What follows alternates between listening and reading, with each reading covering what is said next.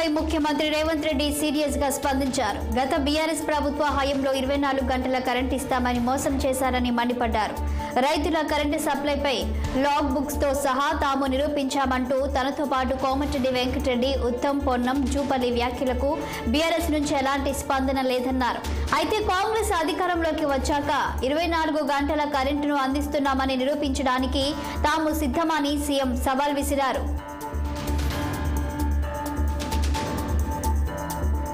ఎట్టకేలకు ఏపీలో సార్వత్రిక ఎన్నికల పోలింగ్ వివరాలను సీఈఓ ముఖేష్ కుమార్ మీనా ప్రకటించారు. రాష్ట్రంలో మొత్తం 81.86% పోలింగ్ నమోదైందని, ఏ రాష్ట్రంలో ఇంత ఎక్కువ శాతం నమోదు కాలేదని మీనా చెప్పారు. ఈవీఎంల ద్వారా 80.66%, పోస్టల్ బ్యాలెట్ ద్వారా 1.10% నమోదైందన్నారు. దర్శిలో అత్యధికంగా 90.91%, తిరుపతిలో అత్యల్పంగా 63.62% పోలింగ్ నమోదైందని తెలిపారు. కుప్పంలో 89.88% పోలింగ్ నమోదైనట్లు వివరించారు. తెలుగు సినిమా పరిశ్రమలో వినూత్న పరిణామం చోటు చేసుకుంది. సింగిల్ స్క్రీన్ థియేటర్లు 10 రోజుల పాటు మూసివేస్తున్నట్లు కీలక ప్రకటన చేశారు.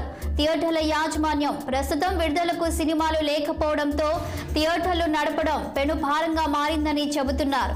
ఈ శుక్రవారం నుంచి 10 రోజుల పాటు సింగిల్ స్క్రీన్లు మూతబడనున్నాయి. మల్టీప్లెక్స్ల రాకుతో కుదేలైన సింగిల్ స్క్రీన్ థియేటర్ల యాజమాన్యాలకు ఈ సమస్య శరాఘాతంగా మారింది.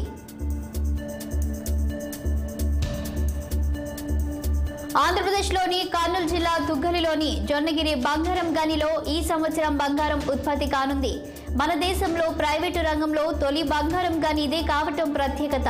దక్కన్ గోల్డ్ మైన్స్ లిమిటెడ్ అనే కంపెనీకి అనుబంధ సంస్థ జమైసోర్ సర్వీసెస్ ఇండియా లిమిటెడ్ జొన్నగిరి బంగారం గవిని అభివృద్ధి చేస్తుంది. దీనికోసం ఇప్పటికే 250 ఎకరాలకు పైగా భూమిని సేకరించడంతో పాటు ప్రాసెసింగ్ ప్లాంట్ నిర్మాణాన్ని చేపట్టింది. ప్రాసెసింగ్ ప్లాంట్ పనులు దాదాపు 60% పూర్తయినట్లు తెలుస్తోంది. ఈ ప్లాంట్ కార్యకలాపాలు పూర్తి స్థాయిలో జరిగితే ఏటా 750 కిలోల బంగారాన్ని ఉత్పత్తి చేసే అవకాశం ఉంటుందని అంచనా. రాజస్థాన్లోని జన్జాను జిల్లాలో ఉన్న కొలిహాన్ గనిలో లిఫ్ట్ ఒక్కసారిగా కూలిపోయింది. ప్రమాదంలో విజిలెన్స్ అధికారి మరణించగా మరో 2 పరిస్థితి విషమంగా ఉంది. అధికారులు తెలిపిన వివరాల ప్రకారం హిందుస్థాన్ కాపర్ లిమిటెడ్ కు చెందిన కోలిహాన్ గనిలో గత రాత్రి లిఫ్ట్ ఒక్కసారిగా కుప్పకూలింది. ఈ ప్రమాదంలో 14 మంది విజిలెన్స్ సభ్యుల బృందం గనిలో చిక్కుకుపోయారు. వారిలో 8 మంది గనిలో 577 మీటర్ల లోతులో ఉండిపోయారు. వెంటనే సహాయక చర్యలు చేపట్టిన అధికారులు 8 మందిని గని నుంచి బయటకు తీశారు. వెండి తెరపై horror thriller, suspense thriller, crime thriller, psycho thriller సినిమాలు తమ జోరును కొనసాగిస్తూనే ఉన్నాయి. ఈ తరహా సినిమాలకు ఓటీటీ వైపు నుంచి కూడా మంచి రెస్పాన్స్ వస్తుంది. ఈ క్రమంలో మరోసారి ప్రేక్షకులను భయపెట్టడానికి మరో సైకో థ్రిల్లర్ సినిమా వస్తుంది. ఆ సినిమా పేరే దక్షిణ. అశోక్ షిండే నిర్మించిన ఈ సినిమాకి దర్శకుడు ఓషో తులసిరామ్ అనగానే ఆయన నుంచి ఇంతకు ముందు వచ్చిన మంత్ర, మంగళ సినిమాలు కళ్ళ ముందు కదలాడతాయి. ప్రేక్షకులను భయపెట్టడంలో ఆయనకంటూ ఒక ప్రత్యేకమైన మార్క్ ఉంటుంది. అందువలన ఈ సినిమాపై అందరిలో ఆసక్తి పెరుగుతుంది. అలాంటి ఈ సినిమా నుంచి తాజాగా ట్రైలర్ను రిలీజ్ చేశారు. బాలీవుడ్ డాన్సర్, మోడల్, బోల్డ్ నటి రాఖీ సావంత్ హాస్పిటల్లో చేరారు. ఇందుకు సంబంధించిన ఫోటోలు సోషల్ మీడియాలో వైరల్ అయ్యాయి. గుండెకు సంబంధించిన సమస్యతో హాస్పిటల్లో అడ్మిట్ అయిందని వైద్యులు తెలిపారు. ప్రస్తుతం రాఖీ సావంత్ ఆరోగ్యం బాగానే ఉందని, ఎటువంటి ప్రమాదం లేదన్నారు. రాఖీ బెడ్ మీద పడుకొని ఉండగా నర్సు సెలైన్ పెడుతున్న ఫోటోలు వైరల్ అవుతున్నాయి.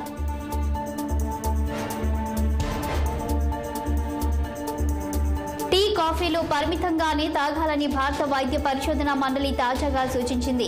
ముఖ్యంగా భోజనానికి ముందు, తరువాత గంట వ్యవధిలోపు టీ, కాఫీలు అస్సలు తాగొద్దని హెచ్చరించింది.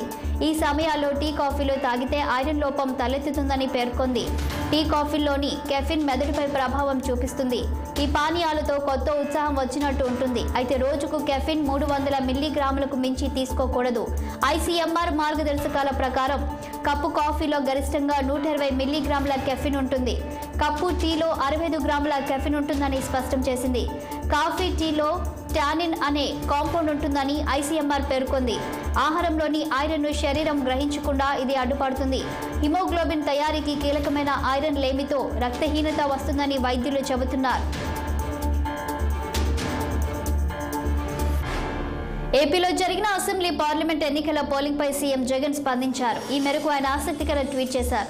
మండుటెండను సైతం లెక్క చేయకుండా తనకు ఆశీస్సులు అందించేందుకు సునామీలా తరలివచ్చారని సీఎం పేర్కొన్నారు. అలాగే అవ్వాతాతలు, అక్క చెల్లెమ్మలు, అన్నదమ్ములు, రైతన్నలు, అన్ని వర్గాల ప్రజలు, యువతి యువకులందరికీ పేరు పేరున శిరస్సు వంచి కృతజ్ఞతలు తెలియజేస్తున్నానని తెలిపారు. వైసీపీకి మద్దతు పలికిన కార్యకర్తలందరికీ కృతజ్ఞతలు తెలియజేశారు. ఇప్పటి వరకు సాగిన వైసీపీ సుపరిపాలన మరింత మెరుగ్గా కొనసాగుతుందని సీఎం జగన్ ధీమా వ్యక్తం చేశారు.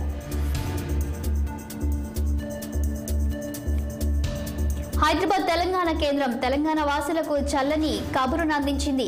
రాష్ట్రంలో రాగల 3 రోజుల పాటు కొన్ని జిల్లాల్లో తేలికపాటి నుంచి ఓ మోస్తారు వర్షాలు కురిసే అవకాశం ఉందని తెలిపింది. రాగల 48 గంటల పాటు కొన్ని జిల్లాలో ఉరుములు మెరుపులతో పాటు గంటకు 30 నుంచి 40 కిలోమీటర్ల వేగంతో ఈదురు గాలులు వీస్తాయని పేర్కొంది. గురువారం ఉరుములు మెరుపులతో కూడిన వర్షాలు కురుస్తాయని, అలాగే గంటకు 40 నుంచి 50 కిలోమీటర్ల వేగంతో ఈదురు గాలులు వీస్తాయని వెల్లడించింది. మే 16న మల్కాజ్గిరి, హైదరాబాద్, రంగారెడ్డి, భువనగిరి, నారాయణపేట, జోగులాంబ, గద్వాల్, వనపర్తి మినహా అన్ని జిల్లాల్లో వర్షాలు కురిసే అవకాశం ఉంది.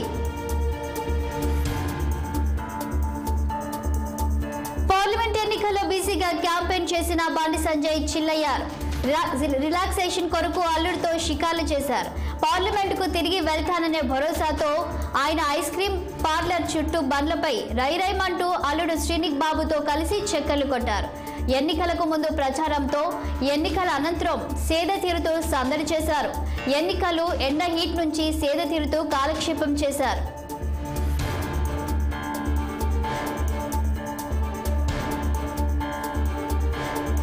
తెలంగాణ రాజకీయాల్లో ఆసక్తికర పరిణామం చోటు చేసుకుంది.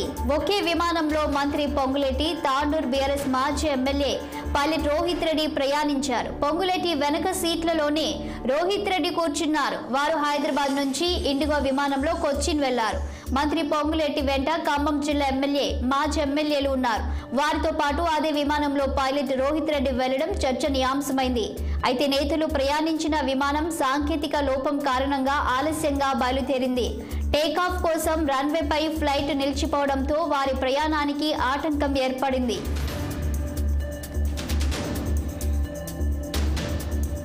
బాంబు బెదిరింపు ఈమెయిల్స్ ఢిల్లీని కలవరానికి గురి చేస్తున్నాయి.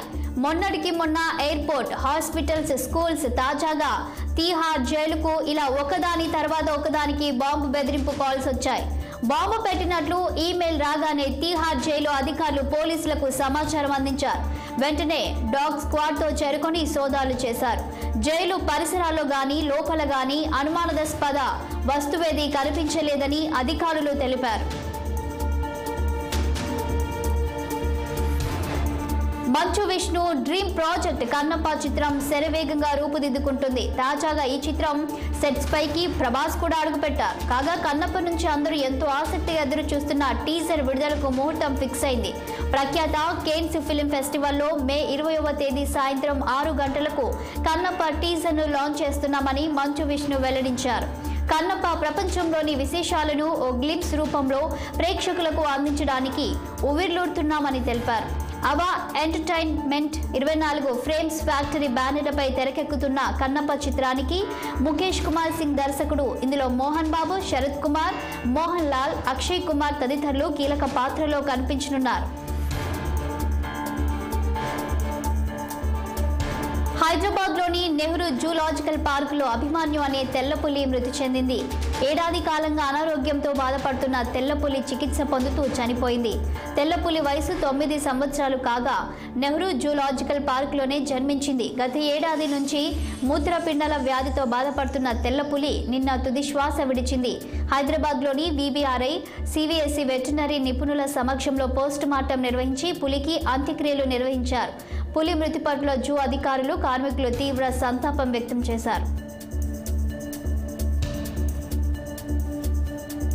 వ్లాదిమిర్ పుతిన్ 5సారి రష్యా అధ్యక్షుడిగా ఎన్నికయ్యాక తొలి టూర్ చైనాలో పర్యటించనున్నారు. చైనా అధినేత షీ జిన్పింగ్ తో పుతిన్ సమావేశం కానున్నారు. రష్యా చైనాల మధ్య దౌత్య సంబంధాలు నెలకొని 75 ఏళ్లైన సందర్భంగా జిన్పింగ్ ఆహ్వానంపైనే పుతిన్ చైనాను సందర్శిస్తున్నారని రష్యా విదేశాంగ శాఖ తెలిపింది. గడిచిన 8 నెలల్లో పుతిన్ చైనాను సందర్శించడం ఇది రెండోసారి. చైనా అధ్యక్షుడు జిన్పింగ్ గత వారమే ఐరోపాలో 5 రోజుల పర్యటన ముగించుకుని వచ్చారు. ఫ్రాన్స్ అధ్యక్షుడు ఇమాన్యుయల్ మెక్రాన్తో జరిపిన చర్చల్లో రష్యాకు ఆయుధాలను కానీ, యుద్ధానికి పౌర ప్రయోజనాలు రెండింటికి ఉపకరించే సాధనాలను కానీ సరఫరా చేయబోమని జిన్పింగ్ హామీ ఇచ్చారు. మరిన్ని అప్డేట్స్ చూసే ముందు ఒక చిన్న